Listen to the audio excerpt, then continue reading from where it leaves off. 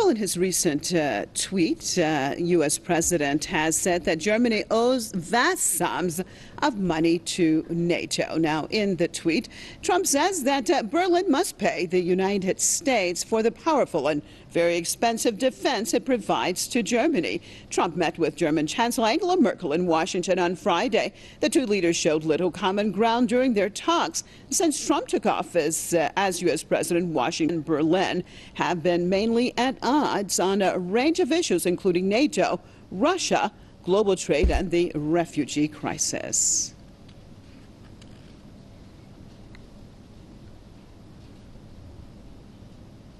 Let's cross over to Madison, Wisconsin, joined by Professor James Fetzer from University of Minnesota Duluth. Thank you so much for being with us. What exactly is going on between Berlin and Washington in your perspective?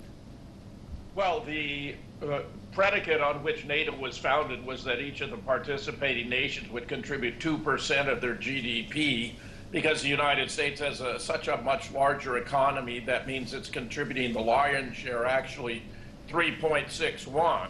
But Germany, like most of the other NATO nations, hasn't lived up to that condition and is only contributing 1.19% of its GDP, which means they're massively in default of their debts to support NATO. Because Trump is a businessman, he understands this is a contract between the NATO nations and one another. He's calling them out on that very appropriately.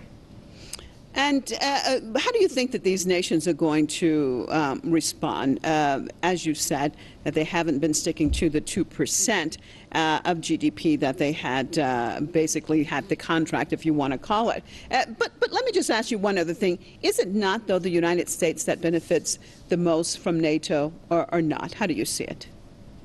Well, it's certainly true that NATO is the military muscle of the United States, and it's played a very unfortunate role, for example, in the assault on Libya, totally unjustified, which was contrived by Hillary Clinton, then Secretary of State. I frankly think that NATO is an antiquated concept, but that if Russia, Iran, Syria, China were to organize their own mutual defense pact on the same premise, that an attack on one would be an attack on all, I think we'd have a great deal more stability in the Middle East and other parts of the world than we have today.